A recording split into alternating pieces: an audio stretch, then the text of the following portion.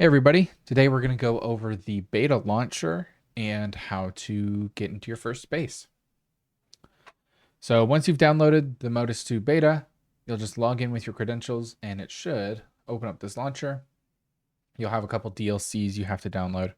You'll see that status bar right where my cursor is. Once that finishes, you'll be able to access the rest of the launcher.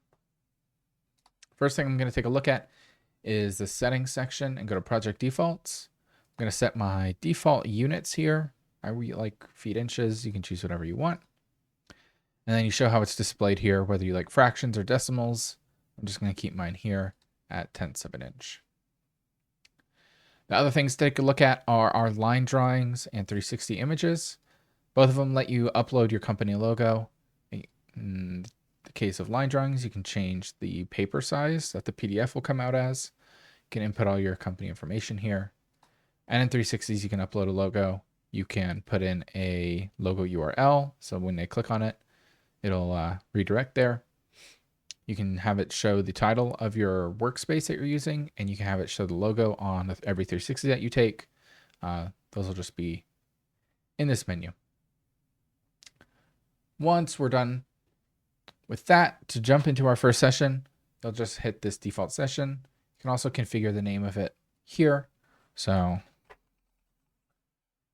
change the name of it here. And I can launch it here or just come back to the red.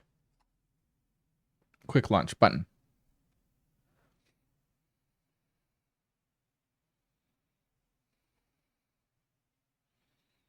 All right, once we're good to go, it'll boot up into a session. It'll look like this. We will have our 4 walls, a floor, and a ceiling. Before I do any real work though, I'm going to come over to settings and UI scale. I'm going to adjust this so it's comfortable to work in. I might do mine a little bigger. There we go. And I can adjust my quality slider here. We've got a frames per second counter here. Mine's going a little crazy, but you're able to bring it down or up. Once you get into the high level lighting, you'll need some lights in here to make it look less dark. So I'm just going to keep mine right up here at the top of medium. And then once we get into rendering, I'll probably tick it up a couple notches. All right. So to navigate the space, we're going to want to hold our right click. That is going to take away our UI here and put us into our look around mode. Another option is I can press M. That will pull my menus away. And when I press M, it'll bring them back. While I'm in my look around mode, I use WASD to move around. You can go outside the walls and you'll just fly back right in. All right. So with our first space, I'm going to try to make a huddle space. We're going to come over to project. This is where you can change the dimensions of your space. Make sure to bring your cursor out into the menu area. Before you do that, change dimensions. I'm going to go 15 by 20, and I'm going to keep my 9-foot ceilings. I hit OK. It's going to resize the space for me.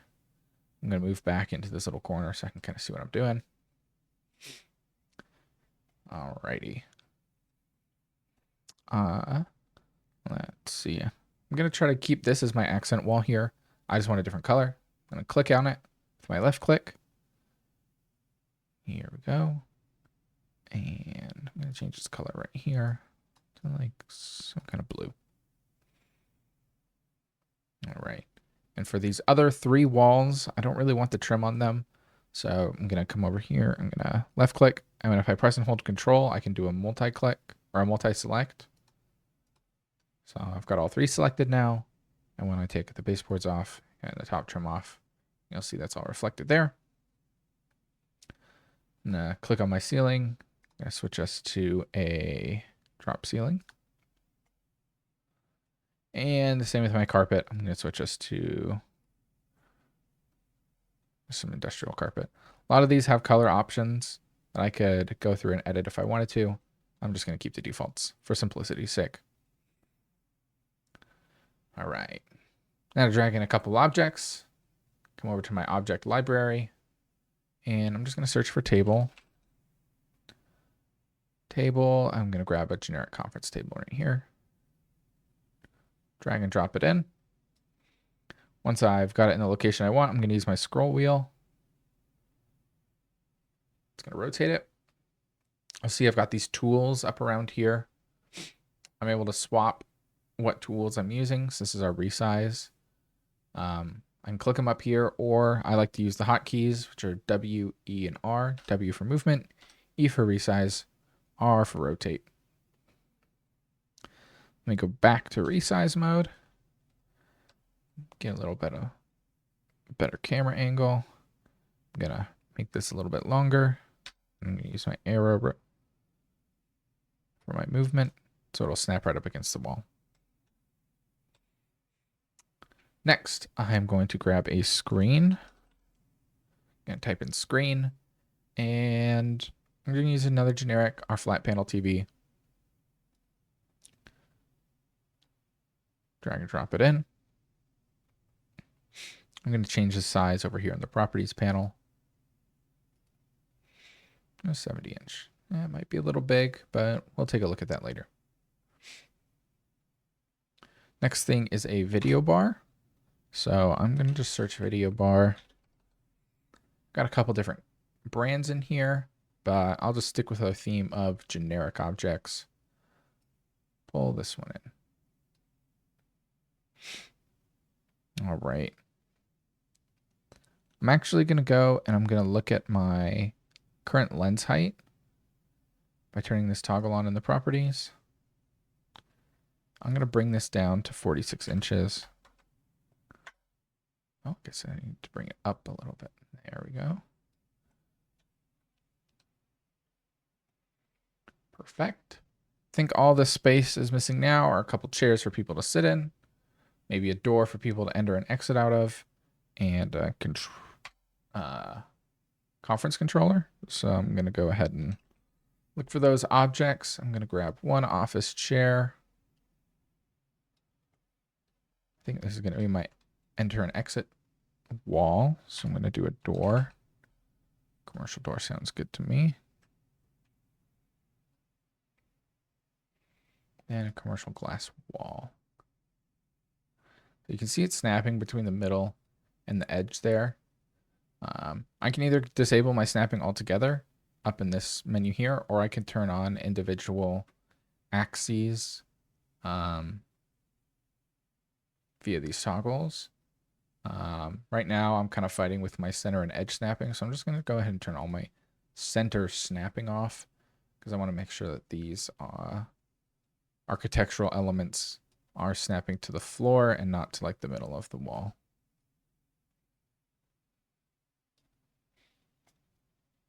All right, this door is facing the wrong way, or it's opening the wrong way, so I'll come into my properties and flip that. All right. I've got my one chair here. If I press and hold Alt and then left click, I'm going to drag a copy out. So I'm going to do that 3 times. And I'll put this here. I'll rotate it.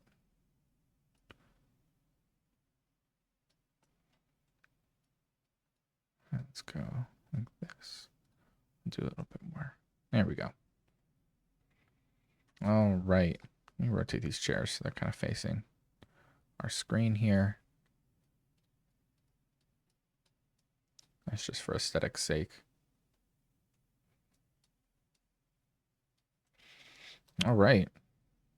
I think the last thing I want is a conference controller here.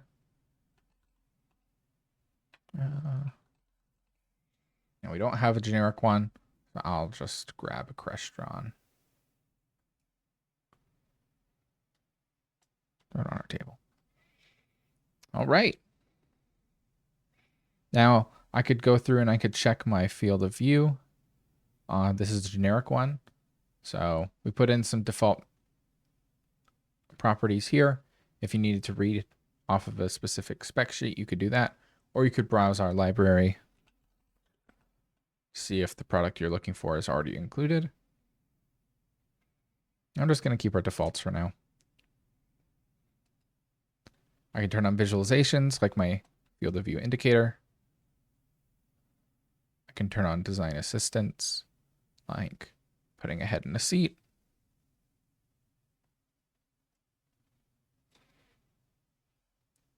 I can take a head count here.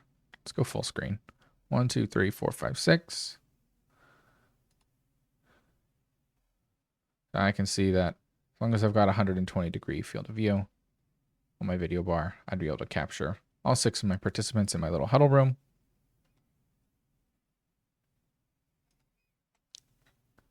If I was going to get this ready for renders, I'm going to throw some lights up here to illuminate it.